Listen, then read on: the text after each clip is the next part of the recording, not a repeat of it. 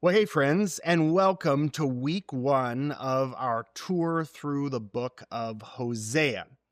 We just wrapped up our tours through the book of Matthew and had a lot of fun, and so we thought we would keep the trend going. And the next book that we're tackling together is the book of Hosea. Hosea is one of the books we call the minor prophets. Minor in this case just means shorter. If you don't know what the word prophet means, just wait. We'll work on that together. This week is sort of an intro. I'm excited to be here with my dad, Lee Magnus, who walked us through the Gospel of Matthew and now is going to work through Hosea with us. And in this intro week, we're going to make it through one verse. But hopefully the work we do today will set up the work that we're going to do as we move through the rest of the book. That verse is the first verse. Are you ready? Here it is. The word of the Lord that came to Hosea, son of Beeri, in the days of Kings Uzziah, Jotham, Ahaz, and Hezekiah of Judah, and in the days of King Jeroboam, son of Joash of Israel. Hosea 1, verse 1. All right, we've got to stretch that into a whole session. Right off the bat, what am I supposed to learn from that first verse? Well, it raises two really important questions. First, it says, the word of the Lord came to Hosea, which means Hosea was a prophet. So we've got to ask ourselves, what did it mean to be a prophet in Israel? A person to whom the word of the Lord came. What does that even mean? Okay, great, so good. We're going to talk about what it meant in ancient Israel to be a prophet. And then he lists all the kings who were ruling during his How many of those names did I ministry. say close to right? Oh, it was very good. Oh, Yes, good. Within the yes, margin yes. of error. All right. Yeah, but all those kings means there's a context to this ministry that maybe a person could find out and study. And that's the second thing that we need to talk Okay. about before we get into the book itself. What was this historical context like in which Hosea was prophesying? All right. So what's a prophet? What does it even mean? And then all these kings, that tells, an informed reader would suddenly know a lot of things about his ministry context that maybe we wouldn't. So let's go get informed. We're going to do that. Okay. Well, let's start with prophets. First of all, orient me to the Old Testament itself. Where does this notion of prophets, I mentioned the minor prophets, where does that fit into the Old Testament scriptures? Yeah, the ancient Israelite people organized their scriptures, what we call the Old Testament, differently than we do. Yeah. They divided it into three sections. The first was the books of Moses. We do that too. The second section they called the prophets. The prophets. And that included, surprisingly enough, Joshua, Judges, the books of Samuel, and the books of Kings, which we always call that history. Exactly. Yeah, okay. But they called it prophets, and that's something that we can really learn from the ancient Israelites. What that suggests to me is that they viewed human history as one of the ways in which God revealed God's will to human beings. Right. And historical. And one of the other things that makes me think is, if our notion of prophecy is sort of limited to the concept of predicting the future, suddenly that's complicated because these books of history, they weren't books of prediction.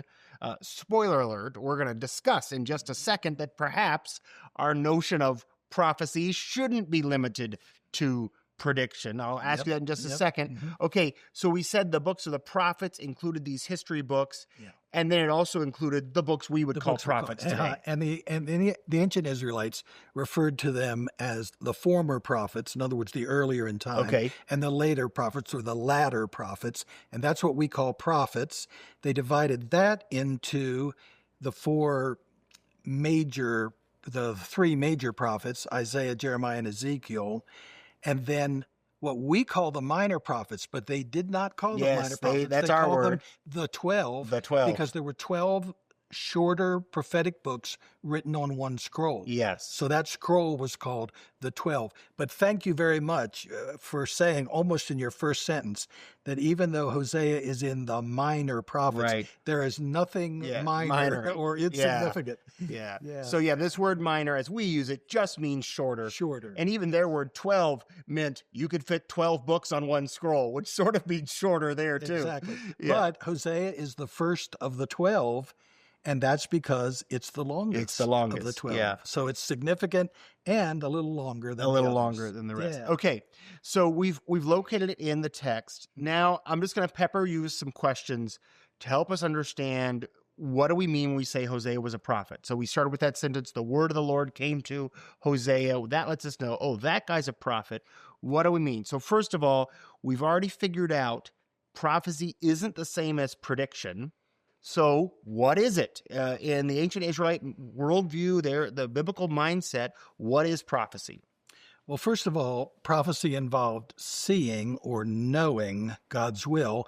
And as we've already observed, they believed that they could see or know God's will as it was demonstrated in the events of human history. But they also saw or knew God's will, prophets, through what we call direct revelation to the prophets. Then there's one more element along with the seeing, and that is the saying. Okay. Prophets were also proclaimers, basically. And so seeing and saying, it reminds me of an eyewitness in court. Right. You've got to have both things. You've got to have seen something happen that you're going to testify to, but you also have to be willing to talk about it. Right. If you're going to be a good witness. Yeah. And I think the word itself means something like a person who proclaims the truth. It does. Right? The Greek word from which we get our word prophecy was propheteia. You can hear it, prophecy. And what that means is to speak forth. To speak forth. Yes. Yeah. So we kind of think it always means speak before something happens, predict.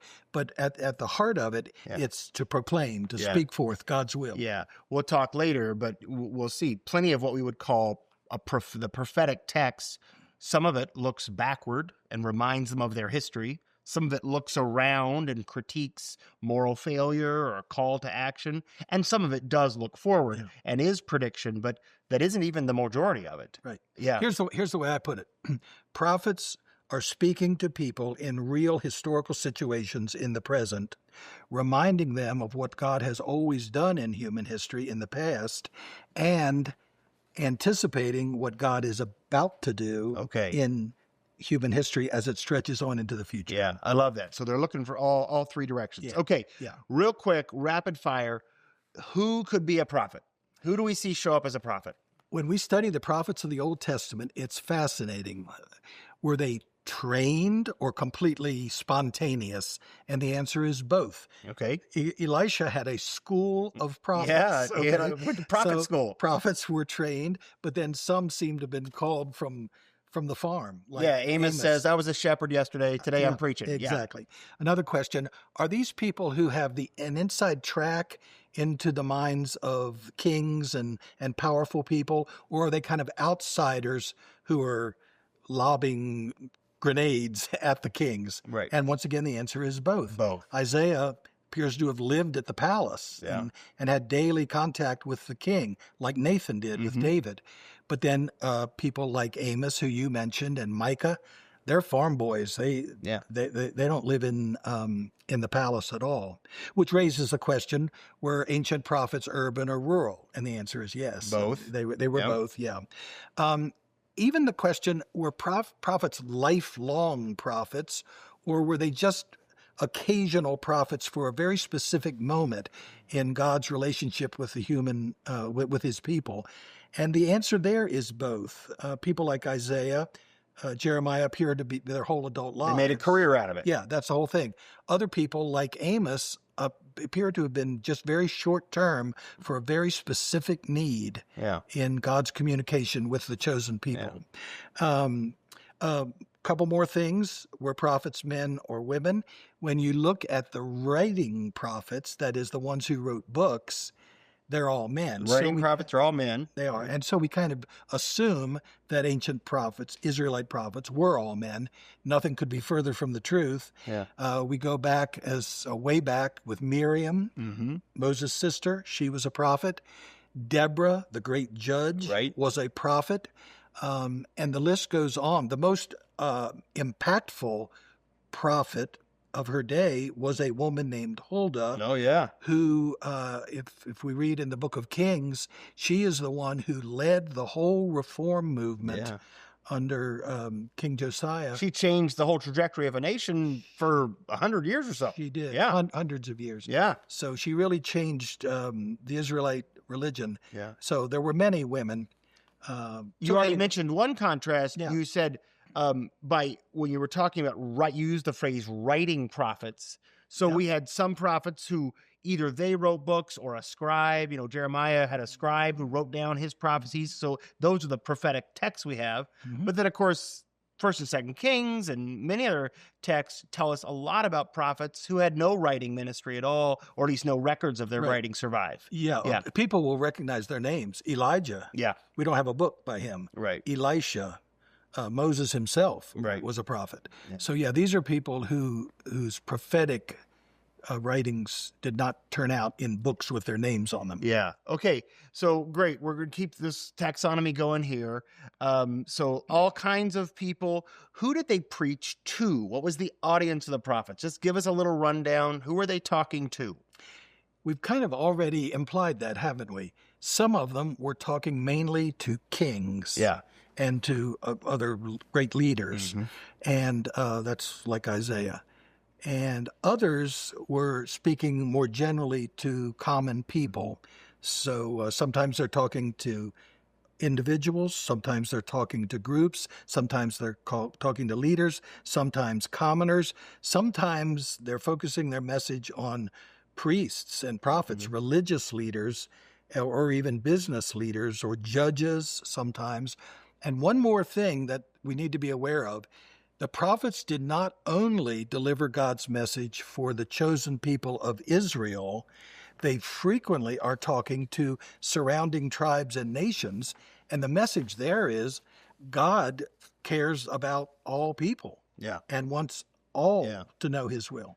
Yeah, it's interesting to me, so much of the who question, which does bounce around, and some prophets have varying audiences, some prophets very narrow, some prophets it's very public, some prophets it's very private. The prophet will go to the king and just tell one person this kind of private message.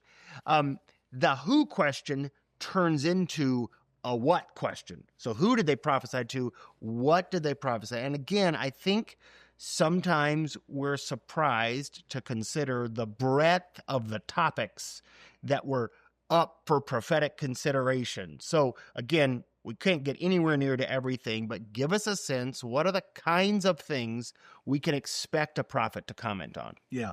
The most obvious thing that comes to our mind and what we assume a prophet is talking about is religious matters, matters of faith, matters of obedience, matters of loyalty to God, things like that.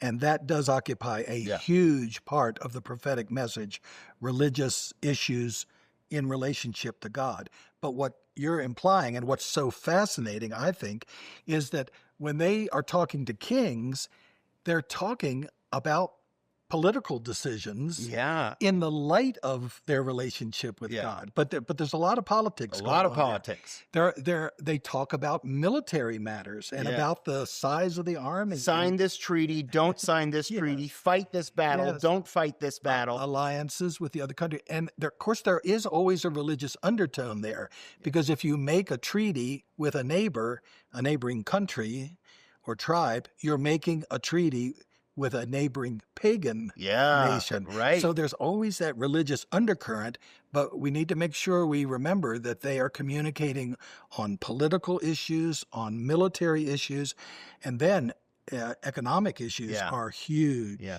That's always the one I feel like a lot of people, when they read prophetic text for the first time, is sometimes their biggest surprise is just how much they do talk about what we would consider to be issues of maybe economic justice. You talked about the different audiences, and one of the audiences you mentioned is what we would think of the business leaders, the wealth leaders of a community. And man, a lot of prophets are about that, unfair scales, unfair justice system, oppression of the poor. And the prophets thought that was fair game. Even though we might think of those as economic, social issues. One of the interesting things that is a thread through all that is the who are you going to trust question, right? Are you going to trust in pagan gods or the one true God? Right. Are you going to trust in horses and chariots or the one true God? Are you going to trust in alliances and deals or the one true God? Are you going to trust in your wealth or the one true God? That seems to be this thread all the way through. Yeah. And let me add one more thing to that great list. Are you going to trust in your own goodness? Oh, yeah. Are you going to trust in your own law-abidingness? Yeah. Or your own morality? That's going to become a huge issue throughout Israelite history and their relationship with God. And the prophets are going to have a lot to say about that too. They call them to obedience, but ultimately they say things like, when it gets right down to it, I desire mercy. Yeah. Not just ritual sacrifices. Yeah. Well, and of course, as we're going to see in Hosea, not to spoil where we're headed, but Hosea has these amazing images of, even though you rebelled and betrayed, I love you so much, I'm coming after you in love. Yeah. And so, right. Even while they are calling people to a really high moral standard, a really high standard of righteousness, let's not get confused and think that grace has been forgotten in the prophetic message. I'm so glad that our first foray into the Old Testament on this series of books that we're doing here at the church is in Hosea. Because, people get this idea that there's a God of the Old Testament and a God of the New Testament. There's a God of judgment and there's a God of grace and mercy. Yes. And Hosea, if you just read Hosea, you know that is simply not true. Yeah. And what we see here is a prophet of grace, a prophet of mercy. All right. Okay. Last one, fun question in our taxonomy of who are the prophets. And then we'll get to this question of what was the context. We're just making it through one verse. I just said one verse, but he said that one verse creates two questions. So what do you know? Okay. Last big question on the kind of taxonomy of the prophets. Who were they? How did they preach? This is a fun one. We think, we have in our head, they stood up and said stuff. Okay. There's some street corners. Some of these were street corner preachers. Yeah.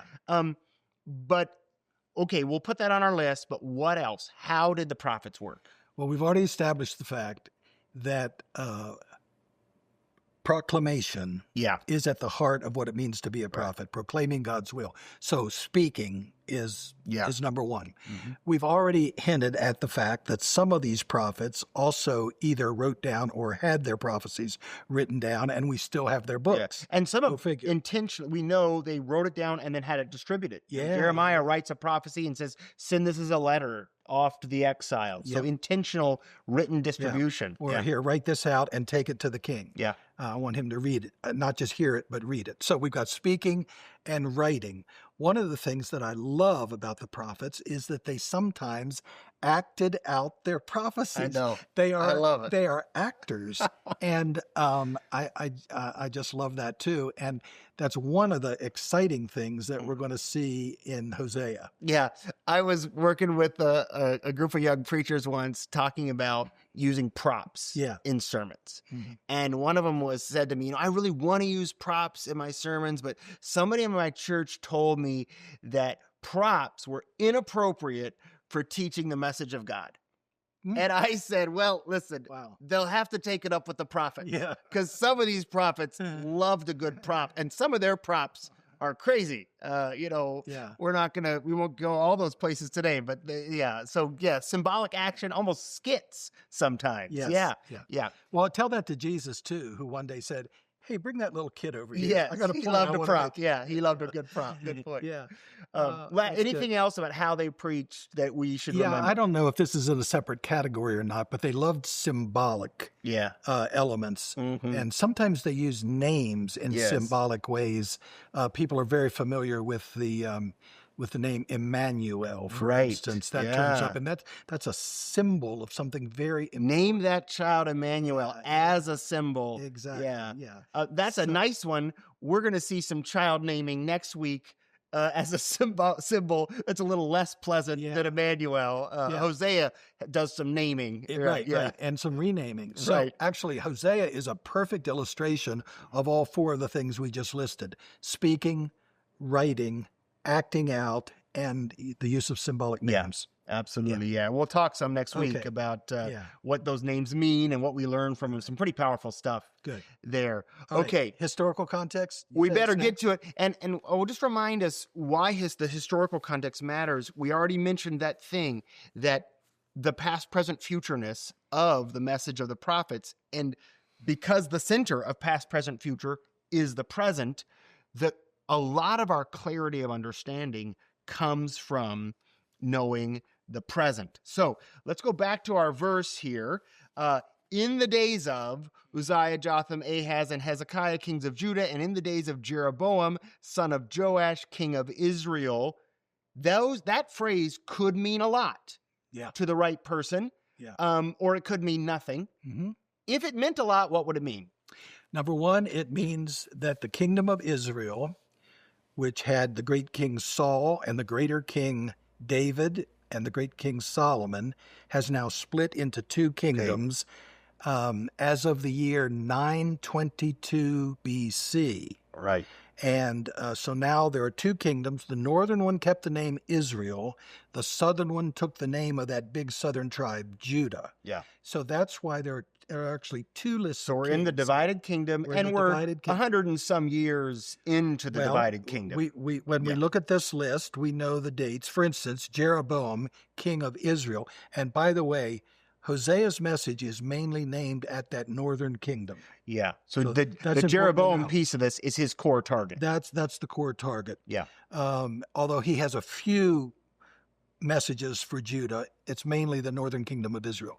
We know that Jeroboam reigned from around 785 to around 745 BC. So Hosea is beginning his ministry around 750, right in the middle of the 8th century, about 750 years before Jesus. Yeah.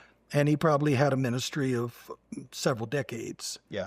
But so that's where we are, and that list is important. Now, the next question, of course, is what was going on during that period? Under Jeroboam's reign, when Hosea was ministry, living in the northern kingdom. Yeah. You're our tour guide. Sell us on some property here. What's it like to live in the northern kingdom in 750? From the perspective of your government and politics and economics and military strength, everything was going great. All right. They were a great nation. Yeah. The nemesis, the shadow that was always kind of hanging over their heads was the empire of Assyria. Okay. Which is over in what we now call northern Iraq. Right. So not very far away, actually, and boy, were they militarily strong.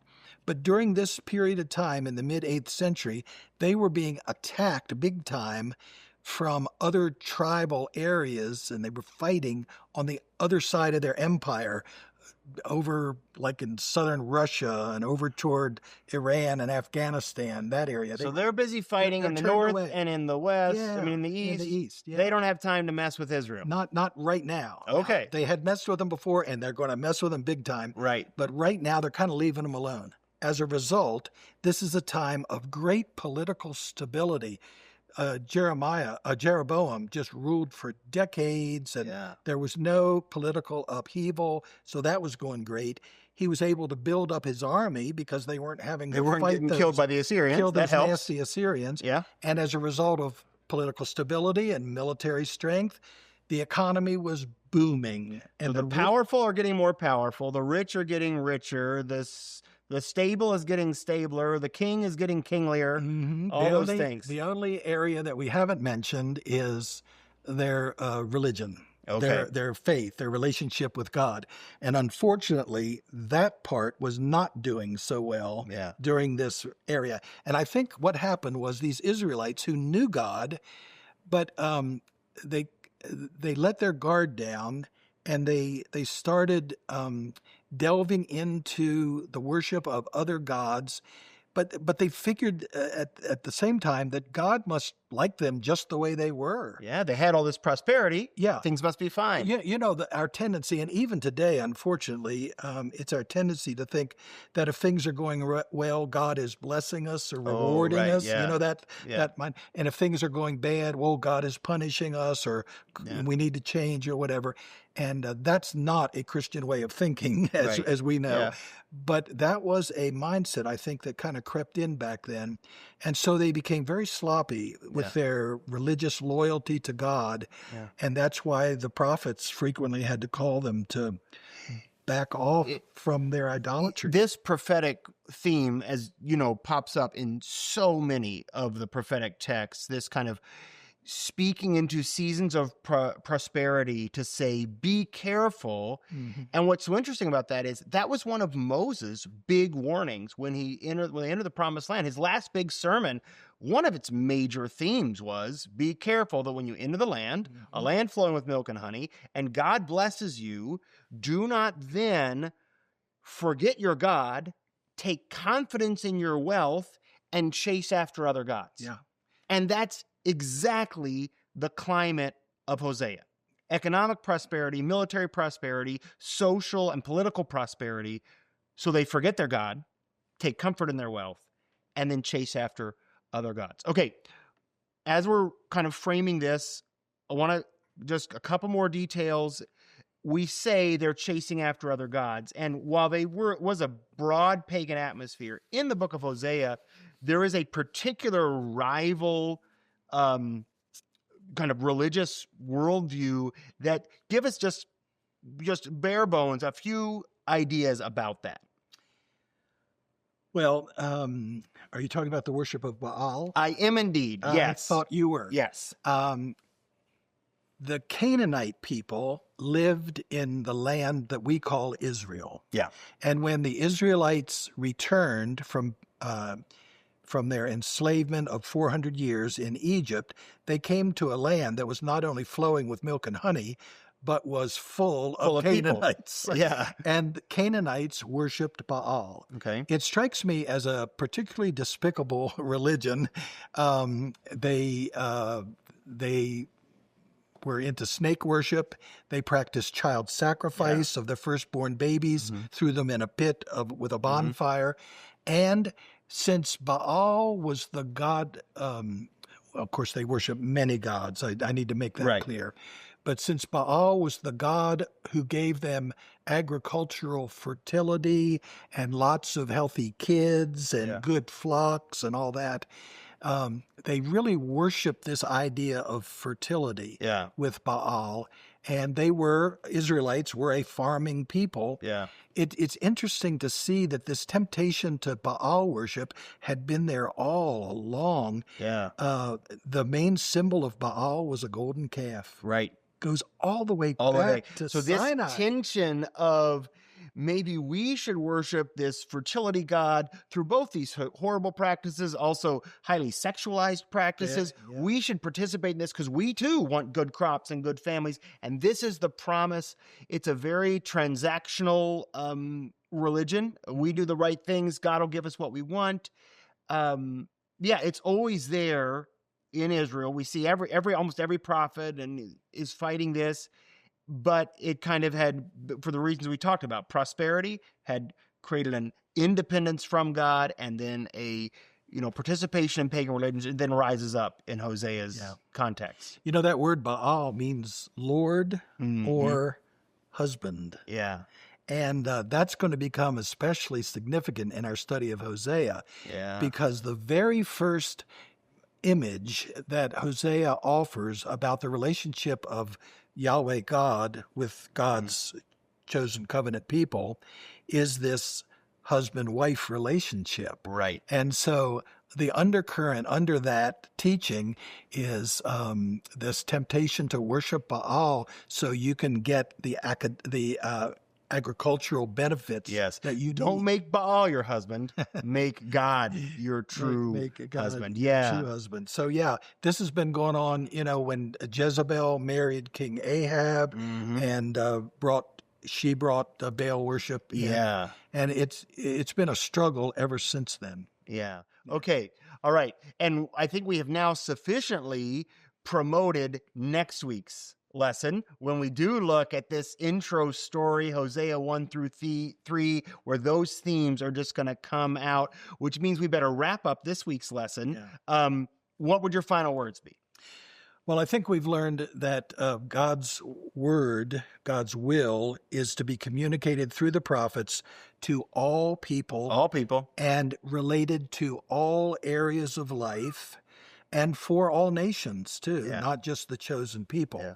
And when we say in all areas of life, we just need to be reminding ourselves continually that God does care about our relationship with God in terms of worship and obedience, but God also cares about the way we relate to other people Mm-hmm. in our political relationships, military decisions, economic developments, treatment of the poor, um, attitude toward wealth, and things. Yeah. So every area of life, and Yeah. it's all going to come out in Hosea as it does in many of the other Yeah. prophets. Yeah. Nothing off limits.